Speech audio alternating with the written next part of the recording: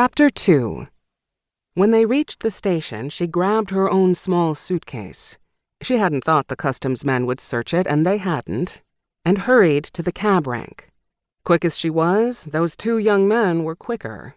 They piled into a taxi and roared away. Well, there were more. "Where to, madame?" asked the driver after she got into his Chevy. "The Mount Royal Hotel, please."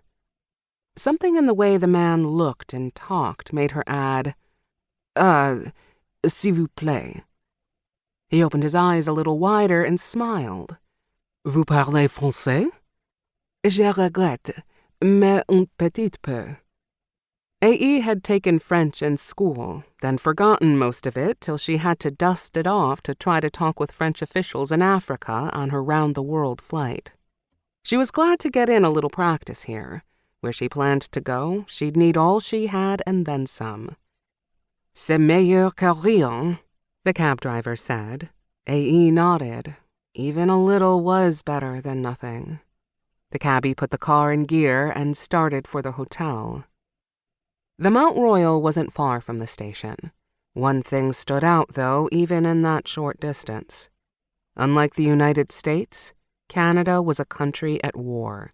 At least half the men on the street wore khaki, RCA navy blue, or the slightly brighter blue of the RCAF. People here looked worried, too, in a way Americans didn't. In the USA, the European War was a noise in another room, nothing to get excited about. Canada was in it up to her eyebrows, and it wasn't going well. Short-pants kids on corners sold newspapers whose headlines, in English and in French, shouted about how badly it was going. No more than 15 minutes after the taxi left the station, it pulled up in front of the Mount Royal. 60 cents, ma'am, the driver said, in English, to make sure he wasn't misunderstood. Here. A.E. gave him a US dollar bill. She hadn't had the chance to change any money. He took it without a word. American and Canadian money were as near on par with each other as made no difference. When he started to make change, she told him, "Don't bother."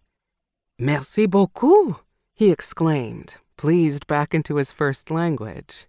He hopped out of the car, hustled around to open her door for her, and hauled her suitcase out of the trunk. A bellhop took it from him before A.E. could. She checked in, got her key, and rode the elevator to the 3rd floor. The key, which had 327 stamped into it, worked in the lock of the room whose door had that number on it. The bellboy set the suitcase on the bed. She gave him a quarter, US again. It fazed him no more than the greenback had bothered the taxi man. He touched a couple of fingers to the edge of his pillbox cap in an almost military salute. "Thank you, ma'am," he said. "You need anything here, ask for Leon Sprague. That's me." He tapped his chest. "I will, thanks," she said. Leon Sprague decamped. A couple of minutes later, so did A.E. She'd half hoped someone would have been waiting for her in the lobby. No such luck, though. Instead of summoning the elevator, she walked down the stairs. Somehow, she wasn't all that surprised when she discovered the red-headed young man and his friend with the mustache there ahead of her. "No messages for either one of us?" the tall redhead was asking the desk clerk. "No letters, not for either one of us." "I'm very sorry, monsieur." The hotel man spread his hands in a good facsimile of regret. "I cannot give you what I do not have." "Nothing from Colonel Sweeney," the guy with the mustache persisted. A.E. nodded to herself. Yes, they'd all shown up at the Mount Royal Hotel for the same reason. But the desk clerk shook his head. "Nothing from anyone," he said firmly. He did unbend enough to point towards a very small man sitting on a sofa looking at a magazine about flying planes. "You might inquire of him. He has been asking after messages, too." By the way the muscle in his cheek twitched, the little guy had been less polite than these two. The redhead and the man with the mustache went over to the short fellow. A.E. drifted that way, too.